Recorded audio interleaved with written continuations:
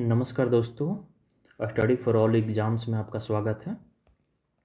आज बायोलॉजी की सीरीज़ में हम लोग नई चैप्टर्स, नई लेक्चर 5 में नर्वस टिश्यू तंत्रिका ऊतक के बारे में पढ़ेंगे। तंत्रिका ऊतक के बारे में पढ़ेंगे। ये तंत्रिका ऊतक हमारे ऊतक चैप्टर्स का, टिश्यू का लास्ट टॉपिक है। इसके पहले हम लोग सारे ऊतक के बारे में पढ़ चुके हैं, कितने टाइप्स ऑफ ऊतक।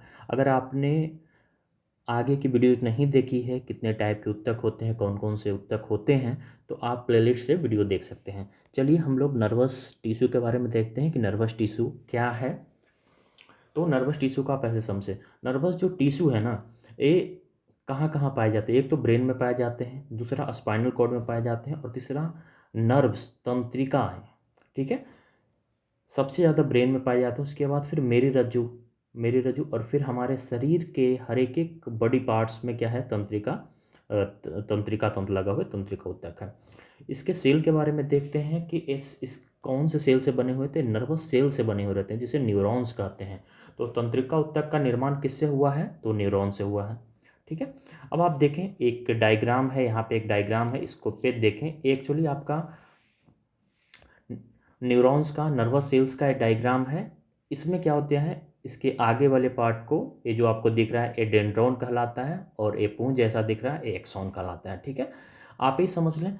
अभी हमने देख लिया कि नर्वस टिश्यू होते कहाँ कहाँ है, ब्रेन में होते हैं, स्पाइनल में होते हैं, और नर्व्स में होते हैं। सेल कौन से सेल से बने हुए हैं, तो न्यूरॉन से बने हुए हैं। अब देखिए, ये यहाँ पे मैंने एक डायग्राम ड्रॉ किया हूँ। ये आपका डेंड्रॉन है, ये आपका एक्सॉन है। अब समझते हैं कि नर्वस टिश्यू का काम क्या है। नर्वस टिश्यू के बारे में आप समझ लें कि नर्वस टिश्यू सिर्फ और सिर्फ एक ही काम करता है कि वो सूचनाओं को भेजता है और सूचनाओं को लाता है, यही काम करता है। ब्रेन से सिग्नल्स देता है और लेता है, ब्रेन से सिग्नल्स भेजता है और वापस लेता है। आप समझ लें, एक्सॉन।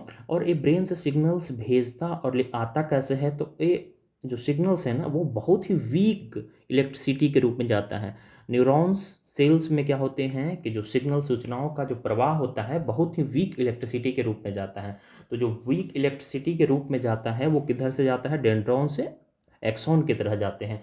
ध्यान में रखेंगे, क्वेश्चन पूछा है कि जो सूचनाएं तंत्र तंत्र जो नर्वस टिश्यू में होते हैं, नर्वस सेल्स में होते हैं, वो किन से फ्लो, कैसे, उसका डायरेक्शन क्या होता है, तो वो डेंड्रॉन से एक्सॉन की तरह होते हैं। अब देख लीजिए, अब जाहिर सी बात है कि अगर आपको एक अंगुली को, अपने सपोज आपको फिंगर को मूव करना है, या मैं पेन से लिख रहा हूँ, तो किस कारण से लिख रहा हूँ, मेरा ब्रेन में चल रहा है कि मुझे ये लिखना है, ब्रेन लिखना है।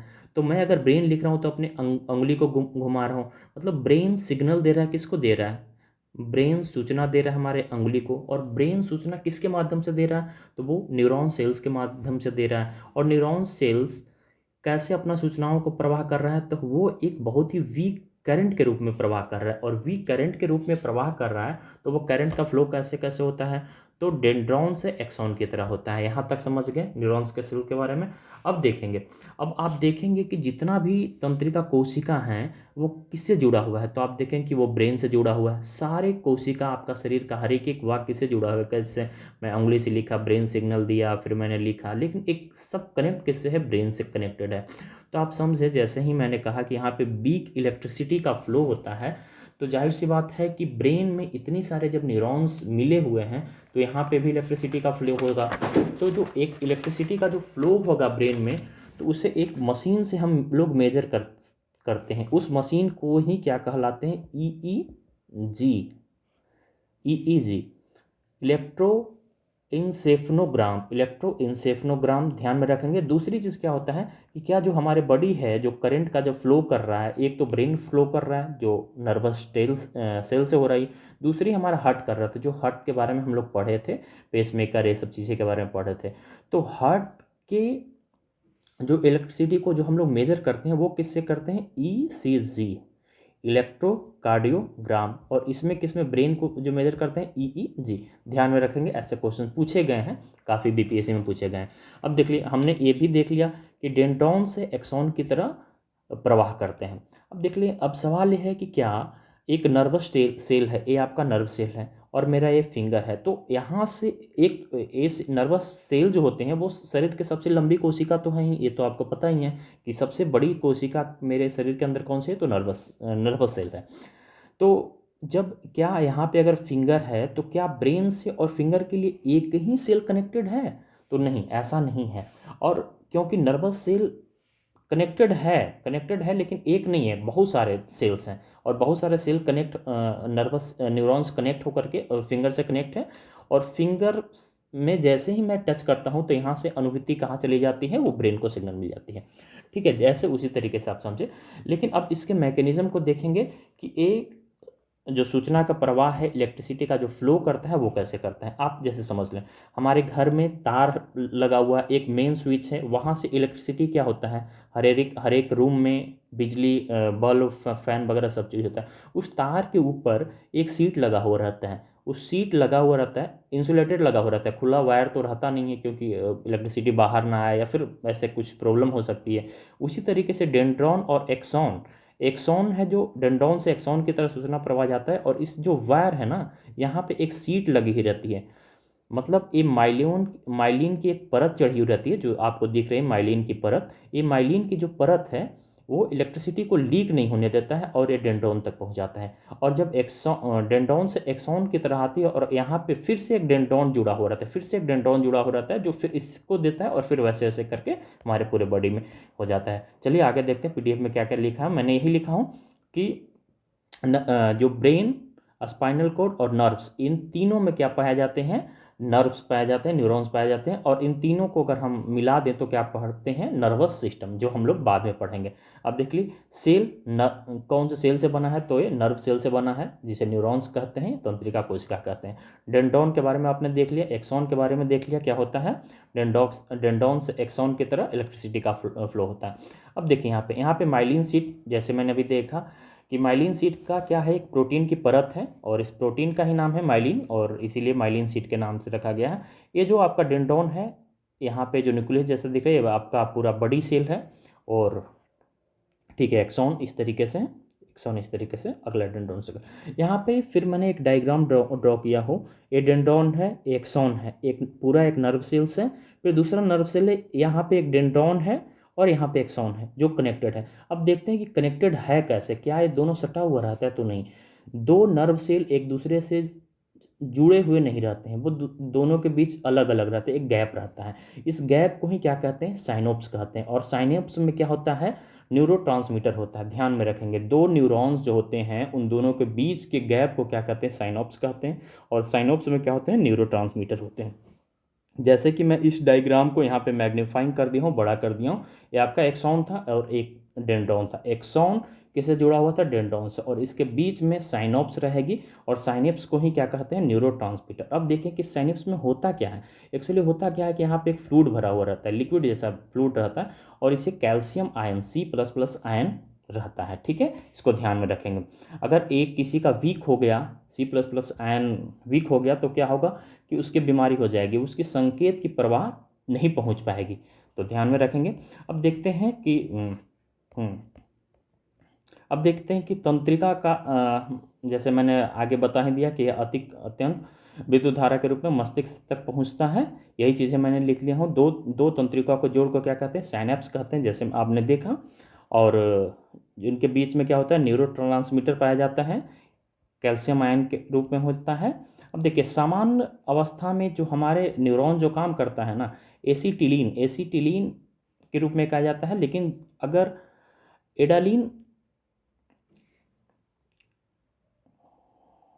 अब देखते हैं एडली अब लोग, हाँ, अब देखते हैं एडालीन हार्मोन के बारे में देखते हैं। एडालीन हार्मोन जो है ना, ये उत्तेजित अवस्था करता है, ये उत्तेजना पैदा करता है। जैसे अगर लड़ाई झगड़ा हो, फाइट एंड फ्लाई, अगर किसी को फाइट करता है उस टाइम बहुत तेज़ी में गुस्सा आता है, सांसें तेज हो जाती है, तो कौन सी एंजाइम सेक्रेशन होने लगते हैं, वो एडालिन एंजाइम सेक्रेशन हो जाते हैं। सेरोटिन वैसा एंजाइम है जिसके कारण नींद की अवस्था में ले जाते हैं। ऑक्सीटॉक्सिन्स वो हार्मोन्स है, इसे लव हार्मोन्स भी कहते हैं। मिल्क निकाला जाता है जब ऑक्सीटोसिन की मात्रा बढ़ती है, तो महिलाओं में या फिर जानवरों में मिल्क निकलने की अवस्था होती है। निकोटीन के बारे में देखते हैं, निकोटीन क्या होता है। निकोटीन क्या होता है कि ये भी उत्तेजना बढ़ाती है, स्टिमुलेट करती है, लेकिन ये पाए कहाँ जाते हैं, कैफीन में, और इसमें पाए जाते हैं, टी में पाए जाते हैं निकोटीन। जैसे सिगरेट में निकोटीन काफ़ी पाया जाता है। निकोटीन आप समझ लें कि एक ऐसा हार्मोन्स है कि अगर निकोटीन हम अपने बॉडी में इंजेक्ट कर रहे हैं, निकोटीन की मात्रा कर ले रहे हैं, तो जो मेरा ब्रेन का सिग्नल है ना, न्यूरॉन्स के जो सिग्नल भेजने की जो क्षमता है, वो क्या हो जाएगी, बहुत फास्ट हो जाएगी, तेज़ हो जाएगी। तो तेज हो जाएगी तो ब्रेन काफ़ी एक्टिव रहेगा, आप चीज़ों को बहुत फास्ट करेंगे। निकोटीन, आपका ब्रेन 100% काम करेगा बहुत बेहतरीन तरीके से। लेकिन होता क्या है कि जैसे अगर सिगरेट में भी निकोटीन होता है, जो लोग बहुत सुस्त रूप में लगते हैं, या जो जनरली जो सिगरेट पीने वाले रहते हैं, वो क्या करते हैं कि वो बहुत सिगरेट पीते हैं। उनके पीछे रीज़न क्या है कि वो निकोटीन लेते रहते हैं। अगर वो सिगरेट नहीं पिएंगे तो वो उनकी ब्रेन की जो क्षमता है वो बहुत तेज़ी से काम नहीं करती है, वो सुस्ती की तरह काम करते रहते हैं। इसीलिए निकोटीन्स जो ब्रेन को एक्टिव कर देता है। लेकिन एडिक्टेड कब हो जाता है कि जब अगर सिगरेट नहीं लिया तो ब्रेन एक ऐसी अवस्था में आ जाती है कि उसे लगता है कि जब तक वो बाहर से निकोटीन नहीं मिल रहा है तो वो खुद जो निकोटीन एंजाइम है वो सेक्रेशन करता नहीं है। तो इसी कारण आपको सिगरेट पीना पड़ता है और एक एडिक्टेड के रूप में हो जाते हैं। अब देखते हैं कि अल्कोहल क्या करता है।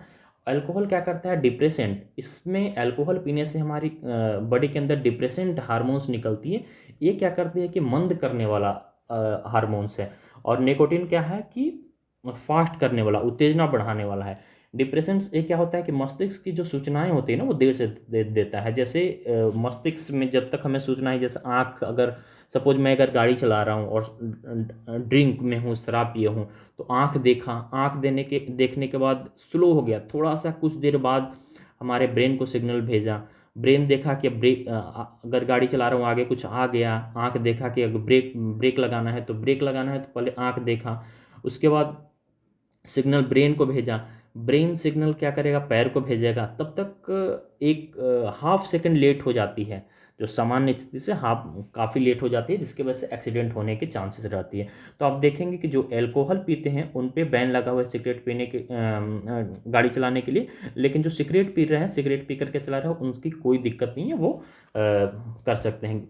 रीज़न क्या है कि डिप्रेसेंट हार्मोन निकलता है, जिससे हमारे तंत्रिका सूचनाओं को क्या करती है, स्लो कर देते हैं। अब उसी तरीके से देखेंगे भांग के बारे में देखेंगे। तो जुआना, ये क्या है कि भांग को बोलते हैं, ये हैलोजिनेशंस का काम कर देता है। अगर कोई भांग खाता है तो वो हैलोजिनेशन में चला जाता है। अगर उसे लगता है कि मैं आसमान में उड़ रहा हूँ, या फिर इस तरीके से भ्रम पैदा कर देता, उस स्थिति में चला जाता है। तो चलिए, आज का लेक्चर हम कंप्लीट कर लिए। इस लेक्चर को ज़्यादा से ज़्यादा लोगों के पास शेयर कीजिए, सब्सक्राइब कीजिए और लाइक कीजिए। अगर वीडियो अच्छा लगा तो आप लाइक कीजिए, ठीक है। इसी तरीके से बायोलॉजी का हम लोग नेक्स्ट लेक्चर प्लांट टिश्यू के बारे में कर लेंगे। प्लांट टिश्यू क्या क्या है, तो प्लीज़ सब्सक्राइब कीजिए, शेयर कीजिए। धन्यवाद।